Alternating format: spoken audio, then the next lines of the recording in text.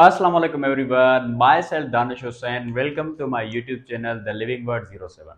हमने सिमेट्री को डिस्कस कर लिया था, उसके टाइप्स को डिस्कस कर लिया था। आज बहुत ही इंपॉर्टेंट टॉपिक है जिस पे हम डिस्कस करेंगे थोड़ा ब्रीफली। उम्मीद करता हूँ आपको ये जो है लेक्चर आपके लिए हेल्पफुल रहेगा। आए अपना टॉपिक स्टार्ट करते हैं। याद रहे बाबा, हमने एनिमल्स को मुख्तलिफ क्लासिफिकेशंस पे रखा था, सिमेट्री के मुताबिक, बॉडी कैविटी के मुताबिक, जर्म लेयर्स के मुताबिक। तो आज हम जर्म लेयर्स के मुताबिक पढ़ेंगे, लेकिन थोड़ा जर्म लेयर्स का बेस आपको बताऊं कि क्या होता है। आप एफएससी पार्ट 2 में एम्ब्रियोनिक डेवलपमेंट पढ़ेंगे। क्या पढ़ेंगे? Embryonic development. अब ये आपके चैप्टर नंबर 5 में होता है डेवलपमेंट एंड ग्रोथ। ये एक चैप्टर है, उसमें आप एम्ब्रियो की डेवलपमेंट पढ़ेंगे।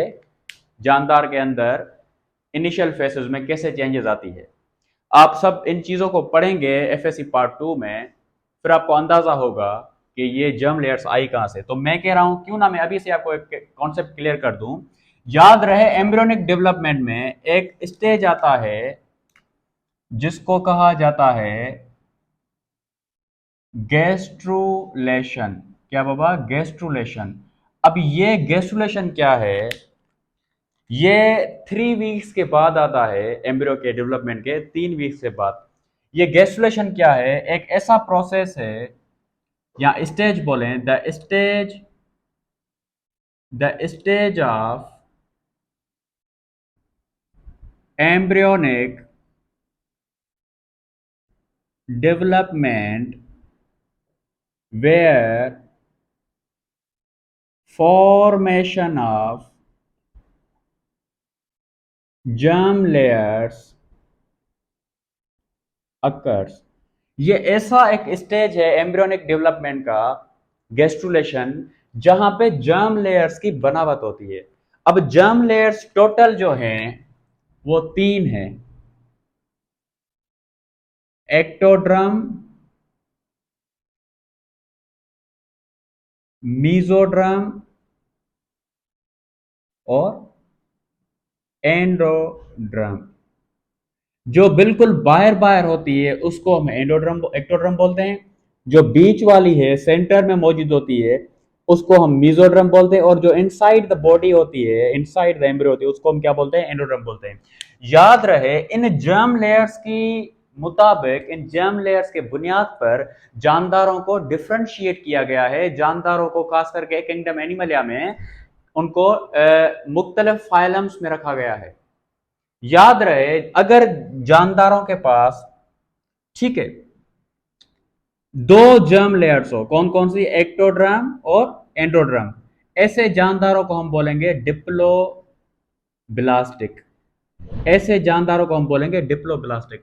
अगर अगर अगर किसी के अंदर तीनों जर्म लेयर्स हो तो ऐसे जानदारों को हम बोलेंगे ट्रिप्लोब्लास्टिक। ऐसे जानदारों को हम बोलेंगे ट्रिप्लोब्लास्टिक। तो डिप्लोब्लास्टिक का मतलब है वो जानदार, वो एनिमल जिसके अंदर सिर्फ और सिर्फ 2 लेयर्स है। कौन कौन सी? एक्टोड्रम और एंडोड्रम। उनके अंदर मीजोड्रम नहीं होती। ठीक है बाबा। और जो ट्रिप्लोब्लास्टिक है वो जानदार वो हैं जिनके अंदर तीनों जो है लेयर्स मौजूद हो। ठीक है बाबा। याद रहे सर, हम इन लेयर्स को क्यों पढ़ रहे हैं? Why we are reading them, what is the concept of these layers. बाबा आपको याद रहे, गेस्टुलेशन के बाद इन जर्म्स की मदद से एक और स्टेज आ जाता है डेवलपमेंट के अंदर, जिसको बोलते हैं ऑर्गेनोजेनेसिस। ऑर्गेनोजेनेसिस एक ऐसा स्टेज है जहां पर फॉर्मेशन ऑफ ऑर्गन्स होती है। ऑर्गन्स की बनावट होगी इन लेयर्स की मदद से। ऐसे प्रोसेस को हम बोलेंगे ऑर्गेनोजेनेसिस। अब आपको मालूम होना चाहिए, मैंने आपको बता दिया है कि डिप्लोब्लास्टिक क्या है। डिप्लोब्लास्टिक वो जानदार हैं, those animals which possess only 2 layers। those animals which possess only two layers. कौन सी? एक एक्टोड्रम एंड दूसरी एंडोड्रम। इनके पास सिर्फ और सिर्फ दो जर्म लेयर्स होती है, एक्टोड्रम और एंडोड्रम। याद रहे मीजोड्रम की जगह पे इनके पास जो है मीजोगेलिया एक जेल लाइक स्ट्रक्चर होता है, वो मौजूद होता है सेंटर में। इनके पास प्रॉपर मीजोड्रम नहीं होता, लेकिन एक जेल लाइक स्ट्रक्चर मीजोगेलिया या मीजेनकाइमा होता है, वो इनके अंदर मौजूद होता है। ठीक है बाबा। और ये जानदार जो डिप्लोब्लास्टिक हैं, ये जो हैं ये लेजर स्पेशलाइज्ड होते हैं। Laser specialise. सर अब इसका क्या मतलब है? बाबा इसका मतलब ये है कि they do not contain a proper organ system, या प्रॉपर सिस्टम इनके अंदर मौजूद नहीं होते। जैसे कि दे लेक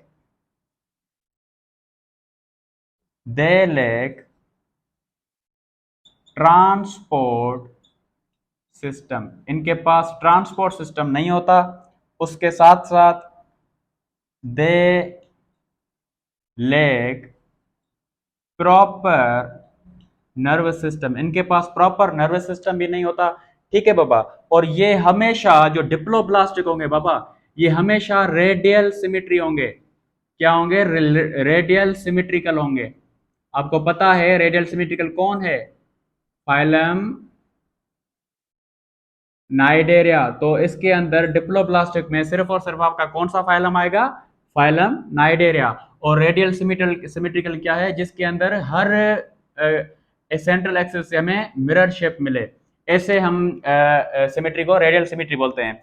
तो आपको मालूम होना चाहिए डिप्लोब्लास्टिक वो जानदार हैं जिनके पास प्रॉपर ऑर्गन सिस्टम नहीं होगा। क्यों नहीं होगा? क्योंकि इनके अंदर सिर्फ और सिर्फ दो लेयर्स मौजूद होती है। इनके पास प्रॉपर जो है ट्रांसपोर्ट सिस्टम नहीं होगा, नर्वस सिस्टम प्रॉपर नहीं होगा। इनके पास नेटवर्क ऑफ न्यूरॉन्स होता है जो कम्युनिकेशन में हेल्प करता है। इनके पास सिमेट्री जो होती है रेडियल होती है। ठीक है बाबा। These are the simple concept of diploblastic. उसके बाद आएंगे हम ट्रिप्लोब्लास्टिक पे। और डिप्लोब्लास्टिक में कौन सा फाइलम आ रहा है? Phylum Cnidaria. अब आएंगे ट्रिप्लोब्लास्टिक। ट्रिप्लोब्लास्टिक की कहानी क्या है ये भी आपको क्लियर कर दूं, बहुत आसान है, परेशान नहीं होना।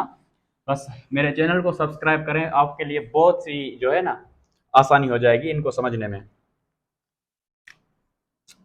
ट्रिप्लोब्लास्टिक, ट्रिप्लोब्लास्टिक आप समझ तो गए होंगे, ये डिप्लोब्लास्टिक में से ही